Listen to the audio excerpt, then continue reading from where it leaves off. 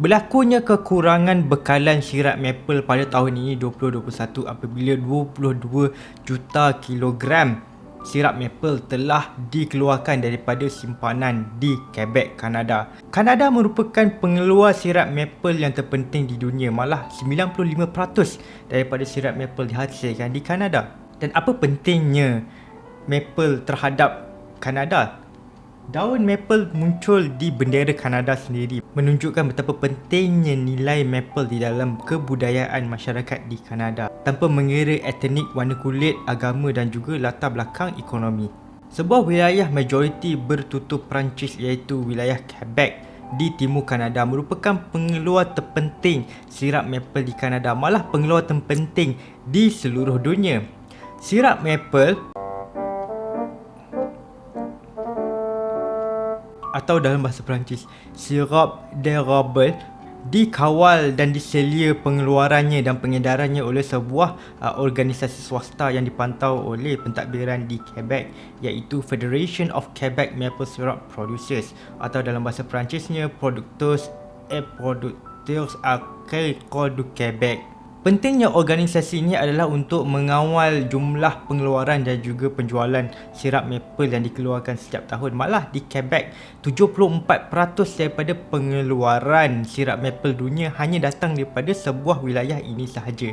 Tetapi pada tahun 2021, Quebec hanya menghasilkan 60 juta kilogram sirap maple yang mana hanyalah sepertiga daripada jumlah tuaian sirap maple daripada seluruh dunia yang mana jauh lebih rendah daripada nilai sepatutnya iaitu 75%. Dan mungkin anda berfikir apa kena-mengenanya sirap maple di Kanada yang jauh sana dengan kita?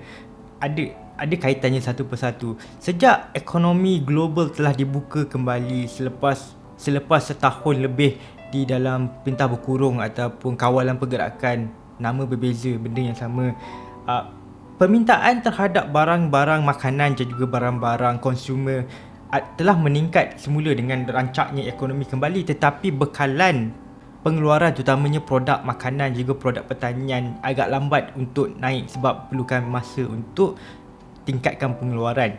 Nilai ekspor sirap maple Kanada ke pasaran global hanyalah berjumlah 514 juta dolar Kanada, jauh lebih rendah berbanding nilai ekspor Kanada yang lain seperti minyak mentah, kayu kayan, kayu balak dan juga barangan-barangan industri. Tetapi sirap maple mempunyai nilai budaya yang begitu tinggi di Kanada dan juga di negara jiran Amerika Syarikat yang mengimport 64% daripada sirap maple Kanada. Dan sirap maple boleh digunakan dalam pelbagai jenis masakan untuk memaniskan makanan terutamanya lempeng, pancake, bijirin, oat, bar granola, French toast, dalam bahasa Perancis dia pamperdou. Kekurangan bekalan sirap maple berlaku akibat cuaca yang semakin tidak menentu. Di Quebec, sirap maple hanya boleh dituai apabila suhu di sebelah malam di bawah paras beku dan siangnya di atas paras beku sedikit di antara 0 atau hingga 5 ke 10 darjah Celsius. Jadi tempoh menuai hanya bermula pada Februari dan tamat pada hujung Mac. Tetapi tempoh tuaian begitu pendek dan menjejaskan pengeluaran sirap maple kerana hari tuaian tak sampai pun 30 hari. Dan bukan sirap maple sahaja yang terjejas disebabkan perubahan cuaca dan juga perubahan iklim. Pengeluaran kopi di Brazil dan juga pengeluaran koko di Ivory Coast juga terkesan akibat perubahan iklim yang menjejaskan pengeluaran kopi dan juga koko yang menjadikan harga kopi mungkin menjadi semakin mahal saban hari. Saban hari, bukan saban tahun dah, saban hari. Dan coklat pun akan menjadi semakin mahal. Jadi pengeluaran yang rendah tetapi permintaan yang tinggi menjadikan harga barangnya semakin tinggi.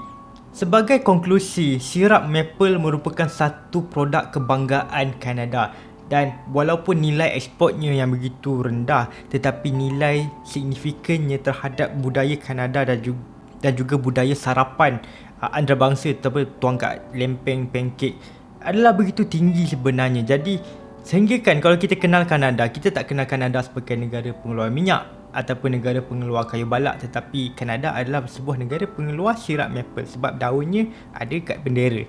Dan pengeluaran sirap maple yang berkurangan adalah disebabkan oleh perubahan cuaca dan perubahan iklim, menyebabkan masa depan pengeluaran sirap maple tidak lagi menentu. Malah bukan sirap maple saja, tanaman-tanaman lain juga mungkin akan terjejas dan harganya akan melambung pada masa akan datang, seperti kopi dan juga coklat.